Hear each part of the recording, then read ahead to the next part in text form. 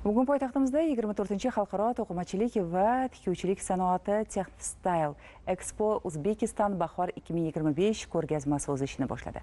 Mamlakatimizning to'qimachilik va tikuv trikotaj korxonalari salohiyatini ko'rsatishga, mahsulotlarni keng tanitishga, to'qimachilik eksporti hajmini oshirishga qaratilgan ushbu nufuzli tadbir tafsilotlari bilan Azima Qiyosova tanishtiradi.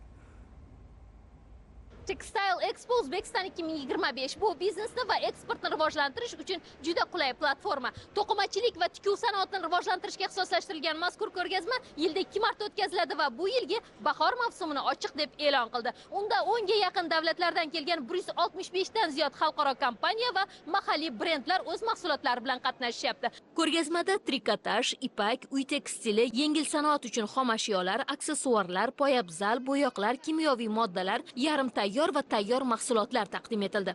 This is the first time for us to come to Uzbekistan. Bu mening O'zbekistonga birinchi marta kelishim va ushbu ko'rgazmaga qatnashishim. Mamlakatingiz to'qimachilik korxonalari bilan hamkorlik qilib kelyapmiz. Jahon tekstil bozorida jadal rivojlanayotgan O'zbekiston to'qimachilik sanoati o'z o'rnini mustahkamlab boryapti. Ushbu tadbirda juda ko'plab manfaatli kelishuvlarga erishamiz. Korxonamiz 2013-yilda tashkil topgan. Korxonamizda hozirgi kunda 250 ga nafar xodim faoliyat ko'rsatmoqda. Korxonamiz asosan erkaklar kostyum shimlari ishlab chiqarish bilan shug'ullanadi.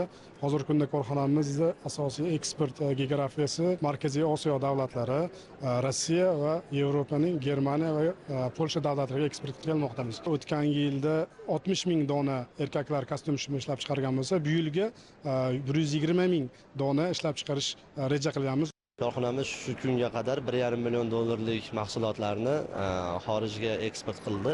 Asosan trikotaj mahsulotlarini yosh bolalar, ayollar va erkaklar kiyim mahsulotlarini eksport qilish bilan shug'ullanadi. Bozorimiz asosan Rossiya va Kanada bozorlariga eksport qiladi.